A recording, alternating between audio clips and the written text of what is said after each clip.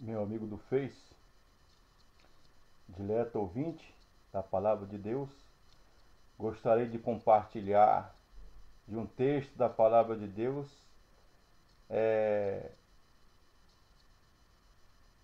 promessa de restauração ao povo de Deus. Como viabilizar o fluir do avivamento.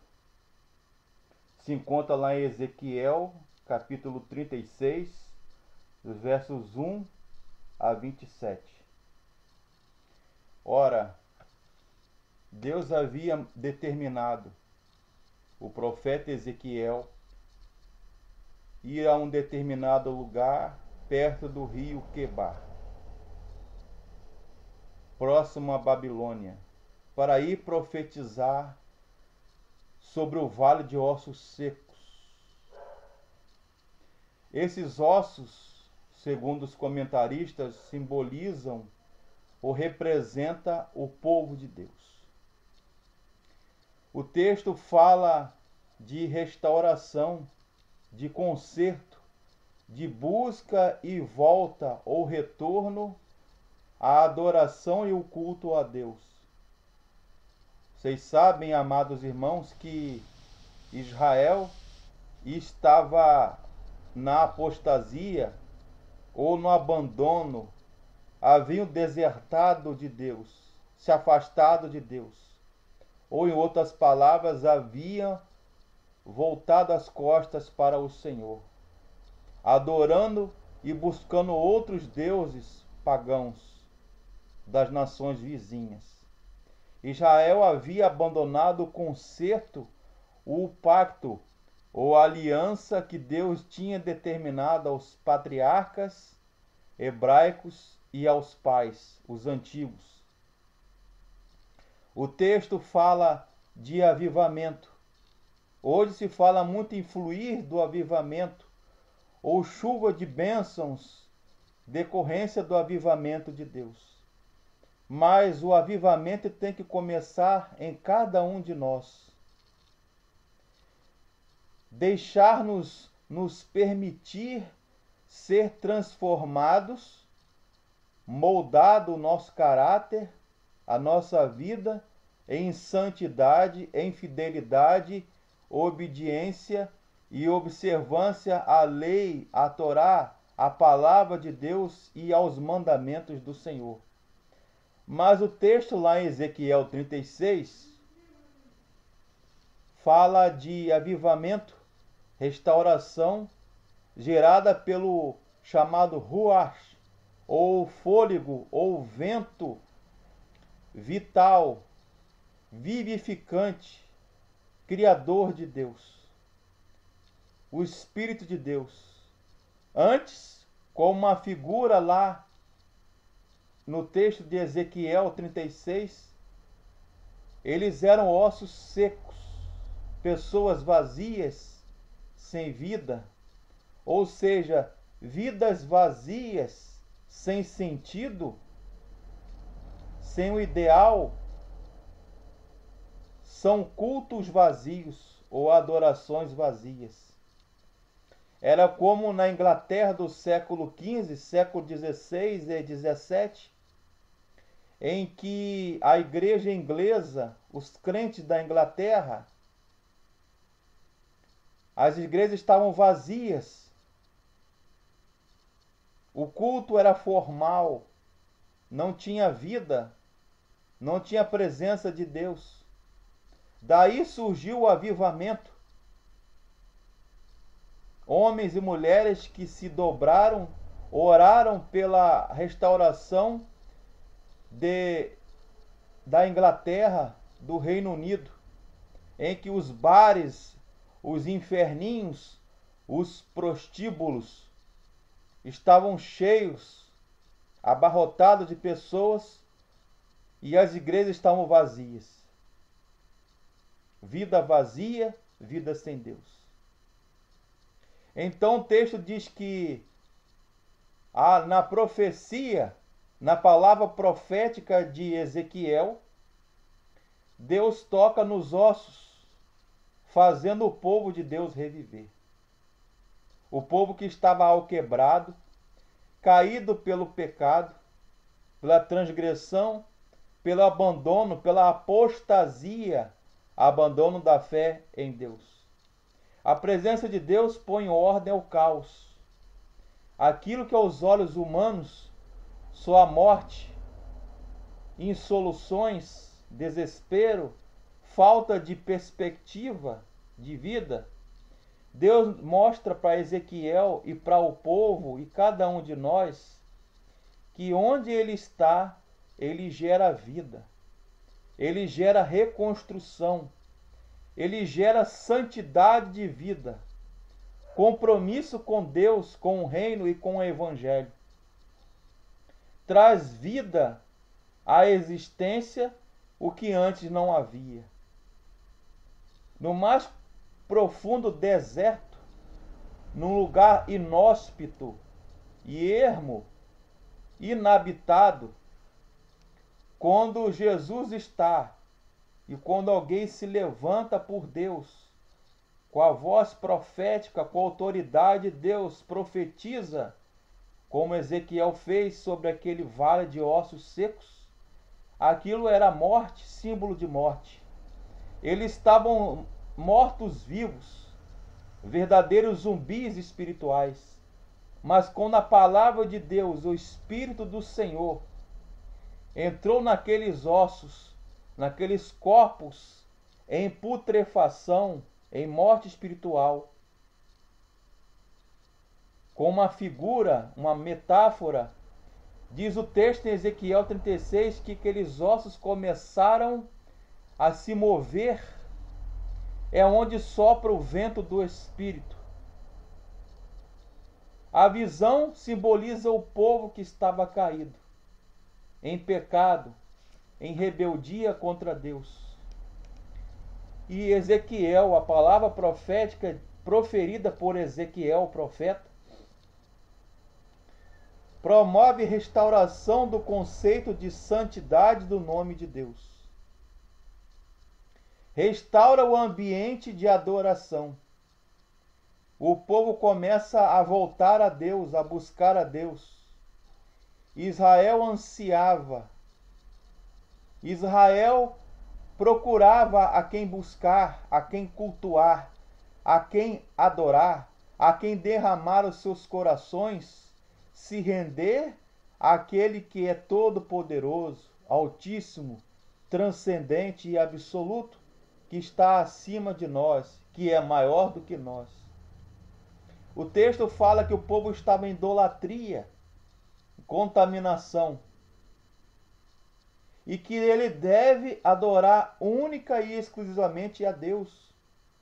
Deus jamais divide a sua glória, a sua pessoa, a sua majestade com outros deuses ou com quem quer que seja. O avivamento que se fala em nossos dias, tem que se coadunar com a palavra de Deus. Evangelho não é showcase, não é oba-oba, não é show pirotécnico, não é êxtase nem frenesi teológico, religioso e espiritual. O avivamento tem que ser baseado na palavra de Deus e na vontade de Deus.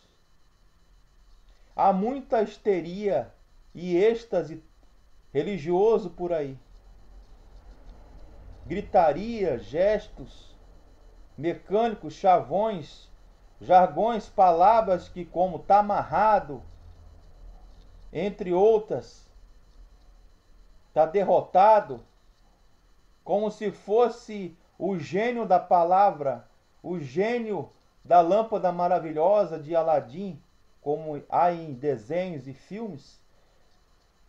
Evangelho não é palavra mágica. Evangelho diz a própria palavra que é o poder de Deus para todo aquele que crê, primeiro do judeu e depois do grego. O avivamento que nós buscamos tem que transformar todo o nosso caráter e nosso ser. Meus caros, avivamento que não muda por dentro não transforma a nossa vida, a minha, a sua, a nossa vida, os nossos conceitos bíblicos, teológicos, religiosos, doutrinários, não transforma nossos corações, nossas maneiras de pensar, de agir com relação a Deus, com relação a nós e com relação aos outros, não é avivamento genuíno. Que não muda os nossos padrões religiosos, éticos, morais, cristãos, não é de fato avivamento.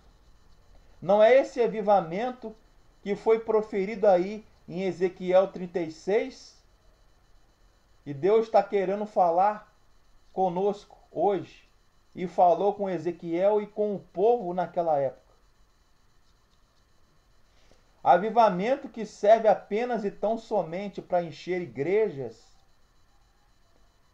Um teólogo, meu amigo do seminário, disse uma vez que o que está existindo hoje, com todas as exceções, não querendo julgar, não é avivamento e nem crescimento de igreja. As igrejas estão inchando,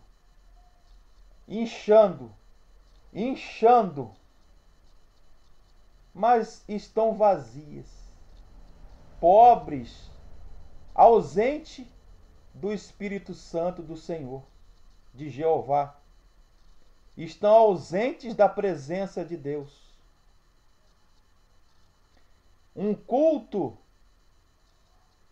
isso que Ezequiel, Deus quer falar através de Ezequiel, falou para o povo, falar para mim e fala a cada um de nós.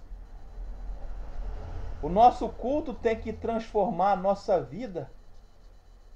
Almas e vidas têm que ser salvas, transformadas pelo poder do Evangelho.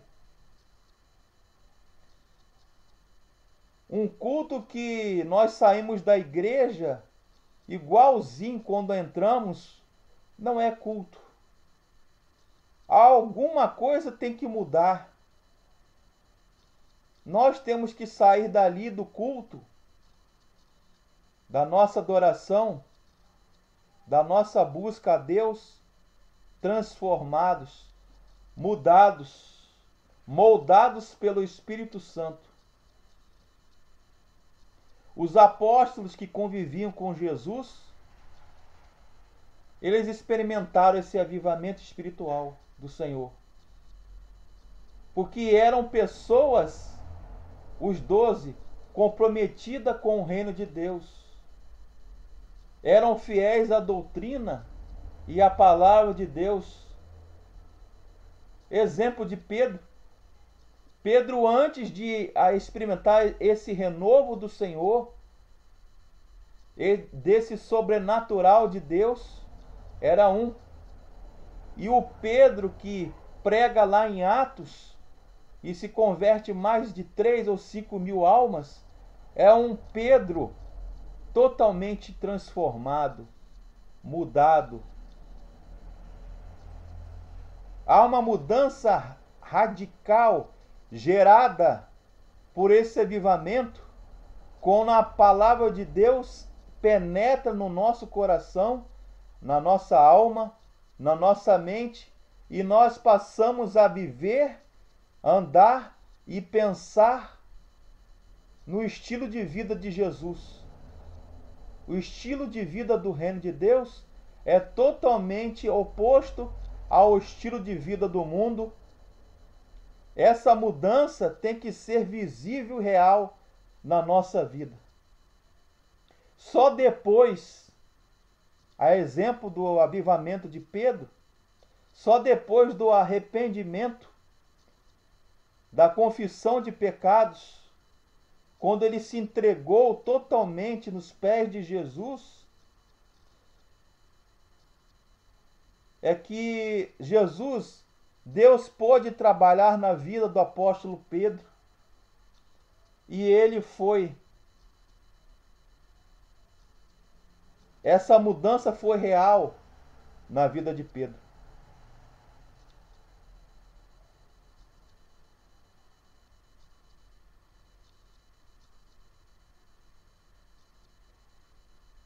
É preciso que nós sejamos restaurados. A nossa vida movida pela fé, sinal de uma nova vida. Nossa conduta, nossa maneira de viver, ela tem que ser transformada por esse avivamento que a palavra de Deus faz nas nossas vidas.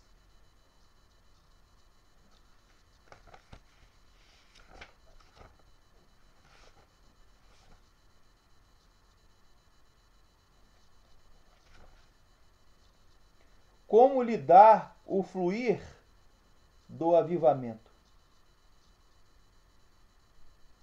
É uma caminhada em direção à unidade com Jesus e a comunhão que glorifica a Deus.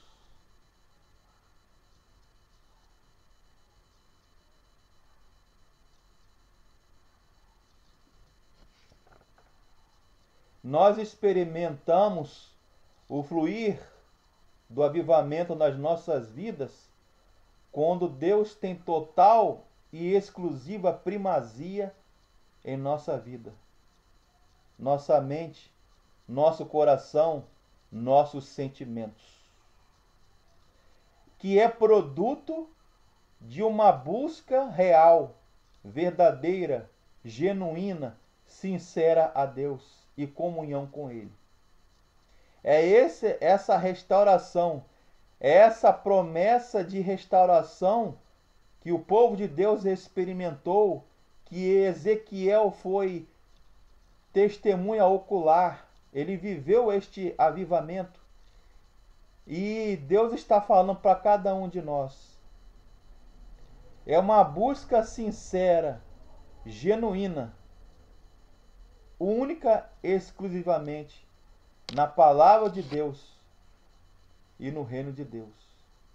Deus quer ser adorado.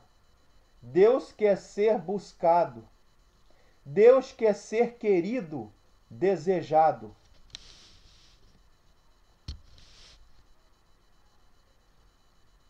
Você tem buscado a Deus?